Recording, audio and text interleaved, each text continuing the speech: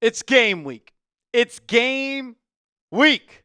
Giants, Commanders, week 1. We've got a full preview coming up on today's show. But if you want to see the New York Giants start 1-0, beat the Commanders on Sunday, and start this season right, hit that thumbs up icon for me. It's game week.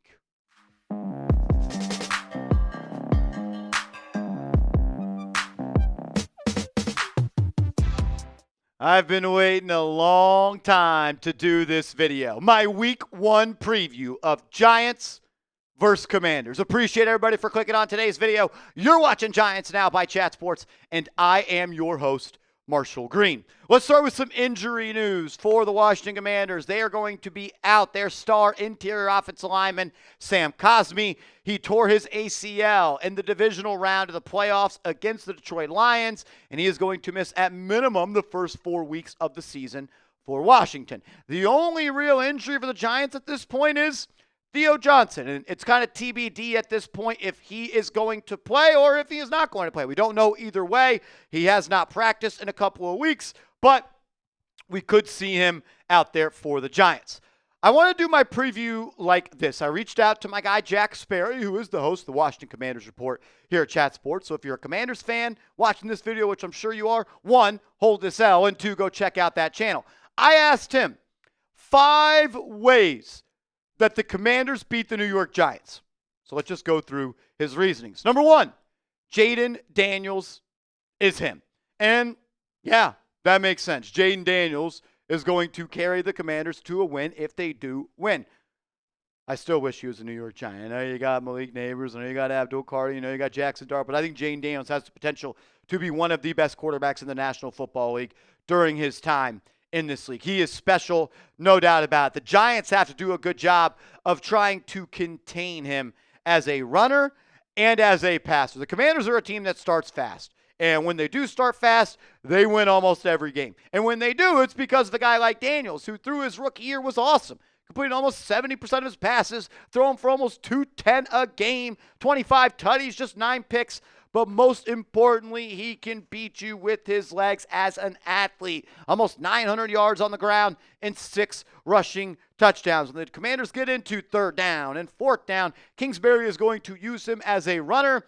So you have to take something away from him. You can't let him be a runner, and you can't let him tear you up from the pocket. Giants got to get after him, and they got to have a guy maybe like, I don't know, Abdul Carter be ready to spy on him on 3rd and 4th downs. Another way that Jack Sperry thinks the Commanders beat the Giants is he doesn't think anyone can guard Scary Terry. And you know what? I don't think it's a bad take. I'll say this. The Giants went out and paid a guy like Paulson Adebo. Is he going to be ready?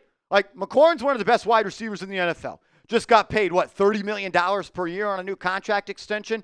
4 straight years of over a stack when it comes to the receiving yards. He went through all the bad days of Washington's, and now he is reaping the rewards of that. But that's why the New York Giants went out and paid a guy like Paulson Adebo to be able to guard a Terry McLaurin 2 times a year, to be able to follow a guy like CeeDee Lamb 2 times a year, to be able to hold his own against A.J. Brown against the Philadelphia Eagles. So the Giants need Paulson Adebo to have a big game. And one of my biggest question marks is he going to travel? Because he's predominantly, I believe, a left side corner, has been throughout his time as a Saint. Is he going to go sideline to sideline following a guy like Terry McLaurin? We'll find out. The Giants are also in a CB2 battle right now. Maybe by the time this video comes out on Monday, we'll know who the starter is going to be. But Deonte Banks, Cordell Flott, like, who's going to get the CB2 job? Who's going to follow around Deebo Samuel? One of them, whoever it is, they're going to have to step up, and they're going to have to make plays. Another thing that Washington Commanders Report host Jack Sperry thinks will help the Commanders beat the Giants is early down screen game. Cliff Kingsbury is extremely creative in his play calls. And I believe that the Commanders are going to try to use the Giants' strength against them. Giants are going to bring pressure. Giants are going to try to get after the quarterback. That's the recipe to win games. We know that. And with a new weapon like Deebo Samuel, all these orbit motions, pre-snap motions, screen over here, all these different ways to get the football, the Giants have to be ready for that. And we know Austin Eckler is just a screen merchant at this point. 35 grabs last year for 366 yards, almost 11 yards per catch. The Giants have to be ready to stop the screen game. The Commanders love to do that on early downs. When the Giants are going to try to make stops on first downs and hold them to second and long and third and long, they're going to use their aggressiveness against them. Shane Bowen, Giants defensive coordinator, he's got to be ready to have an answer for that. And can Russ stay on schedule? Like when Russell Wilson on first down is operating in a clean pocket and he is throwing to his first read, he is still one of the best quarterbacks in the National Football League. But we know that the Commanders can blitz as well. Dan Quinn loves to dial it up. And the Giants need to avoid obvious passing downs. Like, if we're consistently going into 2nd and 9 or 3rd and 8, 3rd and 11, and the Commanders can just pin their ears back and get after Russ, the Giants are going to be in trouble. Russ is still a good quarterback. I do believe that. But he's not the guy in Seattle that can create behind the line of scrimmage when things aren't going his way. And Russell Wilson is a quarterback that is known as taking a lot of sacks. 37 last year, 45 the year before that. You see the numbers. We're painting the picture. Russ will sometimes hold the ball too long. So that's a problem. But when Russell Wilson is operating in a clean pocket on first downs, he's one of the best in the NFL. His bust rate, meaning when he has an EPA of negative 1.0, it was the best in the league. He is the best at avoiding negative plays last year on a clean pocket and on first down. His boom rate, meaning an EPA of plus 1.0 or higher, it was the 12th best in the NFL. And when you compare it, boom to bust rate on first down clean pockets, he was the best in the NFL. So if the Giants can keep him clean and keep him on schedule on first downs, they can counter an aggressive Dan Quinn defense. And the Giants offensive line, they got to be ready for stunts. They got to be ready for the game within the game on the interior, on the offensive line, and on the outside, on the edges. Like, I know this is the same starting 5 on the offensive line as the Giants from last year, but those guys only played, 6, 7 games together? Andrew Thomas hasn't been practicing all off season long. He just was activated off the PUP list. And so much about offensive lines playing well together is chemistry, continuity, being on the same page. And the Giants just haven't repped that out this offseason. I believe in Thomas. I believe in Runyon. I believe in these front 5, but they got to be connected as one. If they're not, they're going to leave themselves open to getting burned by the splits, the blitzes, and the stunts from the Commanders. We're going to get to how the Giants win the football game in a second, and that's why you're here. I know you are. So let me know. Who do you got? And I need all Giants fans type in NYG because there's going to be a lot of Washington fans watching this video trying to get the WASs in the comment section. Drown them out. Give me some NYGs. Coming up next, how the Giants can beat the Commanders. I guess you could just flip all the ways the Commanders can beat the Giants, but we'll go a little bit deeper into that. First, though, he may not play this week. He is playing sometimes this year, at some point this year, and I want you to be ready when he does. Chatsports.com/dart. Get your Jackson Dart jersey today. Most obvious key. Probably could have gone without saying it in this video. 97, 0, 51, and 5. They wreck the football game for the New York Giants. They're already down Sam Cosmi. They're playing Andrew Wiley at right tackle. And the Giants need to dominate there. The Washington Commanders, I believe, allowed the 6th most sacks in the National Football League last year. Giants have to win that matchup. If Brian Burns is left on an island one-on-one versus Andrew Wiley, go earn some of that $150 million, Spider-Man. Dexter Lawrence. If you let Brandon Coleman or Nick Allegretti or Tyler Biotish block you, the Giants aren't winning this football game. It is that simple. So you need those guys to show up on 3rd down and 4th down, but you also need them to show up on 1st and 2nd down. You have to earn the right to rush the passer. You got to pay rent on 1st down and pay rent on 2nd down to live it up on 3rd and 4th down. Got to stop the run. Got to force them into obvious passing downs, and then you can win that. And you can't forget about Jayden Daniels as a runner. Maybe Abdul Carter will go back to what he was doing at Penn State, where he was lining up as an off-ball linebacker in the A-gap and the B-gap and playing that super spy on a quarterback. How many times did we see that where he looked like a lion in the jungle just preying on his prey and pouncing out of nowhere? You need Abdul Carter to leave people with the impression that he is the defensive rookie of the year in week 1.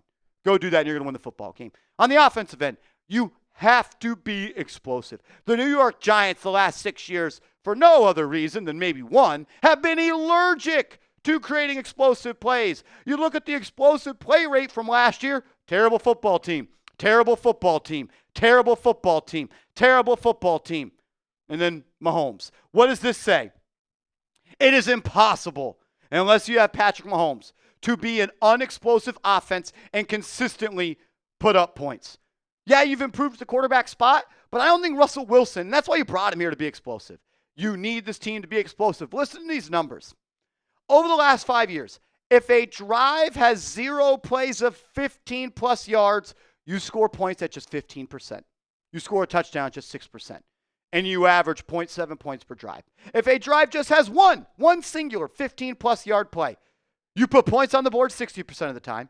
You score a touchdown 34% of the time, and you average 3.1 points per drive. The Giants have to create explosives. And you know what? You owe us one, Nabers. You do. You owe yourself one. You dropped the pass on 4th down last year. You did. And I believe you're going to be better for it. But it can't just be Malik Nabers. You need Darius Slayton to catch a 50-yard pass up the right sideline, beating washed-up Marshawn Lattimore. You need Wan'Dale Robinson getting loose with it when he's got the ball in his hands in the flat. Maybe a guy like Jalen Hyatt has a big play. Someone else. Maybe it's Theo Johnson. Maybe it's somebody else. I don't know. But it can't just be Malik Nabers cooking these subpar Commanders corners. Mikey Sainristil, I really liked him. He doesn't have a convoy leading him to the national championship this year. Trey Amos is a rookie.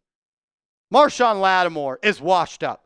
The Giants have to be explosive. If they're not, they're going to get blown out in this football game. And you got to start fast. You got to be able to score on an opening drive. You got to be able to put up points in the first quarter. If you don't, it's going to be a long game for this team and another long season for this team. The Giants were outscored 92-36 last year in first quarters. It's no coincidence that they won just 3 football games. You can't overcome this. How you start is how you finish. And the Giants, they did not start games well last year. The Commanders did. They had the 5th best first quarter scoring offense. Giants, the 31st best. There's only 32 teams in the NFL. If the Giants are losing in the first quarter, it's going to be really tough to win the football game. They got to find a way to start fast. Mike Kafka now calling the plays. You got to create an opening script that leads to 7. You have to. 4th down defense will be huge as well. No team in NFL history was better than the 2024 Commanders on 4th down. Washington was a historic 20 for 23 on 4th downs during the 2024 regular season. That's an 87% conversion rate, an NFL record. If you, this isn't just a game where you got to win on 1st down, 2nd down, and 3rd down. You got to also win on 4th down. They're going to go for it. They got all the faith in Jayden Daniels. And you know what? I don't mind that strategy at all, Cotton. Go for it if you got a star like him. I like it. And the reason they were so good last year is because they continued drives. And they scored points on 50% of their offensive possessions last year. One of just 2 teams in the National Football League. If you can't get off the field on 4th down, you're going to be on the field all day long, like the Giants were in week 2, where they allowed 7 field goals and lost to the Commanders. On 4th down, someone's going to have to make a play. Maybe it's Dexter Lawrence. Maybe it's Abdul Carter. Maybe it's Brian Burns. Maybe it's Kayvon Thibodeau. Maybe it's Bobby Okereke, Javon Holland, Tyler Nubin, Paulson Adebo, Drew Phillips falling around, Deebo Samuel. Someone's going to have to step up and make a play on 4th down. And when you're the team that comes into the game as underdogs, and you aren't as talented, you got to do the little things. Like, little things are big things. And you might say, Marshall, that's chalk, that's boring. It's true. The Giants don't win in the red zone. If the Giants don't win the turnover battle, if they don't do the little things, they are going to be in a world of trouble. There could not be 2 more opposite red zone offenses last year. The Giants scored touchdowns on just 43% of their red zone trips last year, the worst in the NFL. The Commanders, the 6th best in the NFL. They're probably scoring touchdowns when they get there. And if you don't, you're going to be 0-1 again. And you have to win the turnover battle. Like, in what world are the Giants going to lose the turnover battle and win week 1? I know it's boring. I know it's simple. But it's a game of football, man. Whoever has more possessions is most likely to win the game. Giants are 6-point dogs for a reason. It was 7.5. Now it's down to 6. Now, why would it be that? Did I say 6-7? 6-7? I don't know. You got to find a way to do the little things correctly. Like, come on. Set the tone. Set the tone. I feel it. You feel it. Something about this team feels different. But all that doesn't matter. All that red and blue Kool-Aid we've been drinking doesn't matter. If you come out flat, slow, unexplosive in week 1. Set the tone. Win week 1, and let's go play Dallas in week 2 when we're 1-0. If you want the Giants to start 1-0, hit that thumbs up icon. My official prediction, Giants win 24-20. The Giants are scoring touchdowns in enemy territory. The Commanders are having to settle for field goals. You scored 3 touchdowns and 1 field goal. They scored 2 touchdowns and 2 field goals. They're both 4-scoring drives, but the Giants have to win on the margins. Someone's going to make a play on defense. And I'm kind of feeling an Abdul Carter strip sack at the most opportune time. Make sure you are following me on social media. I'm on Twitter. I'm on Instagram. I'm getting chills, ladies and gentlemen. It's game week. Let's go, Giants.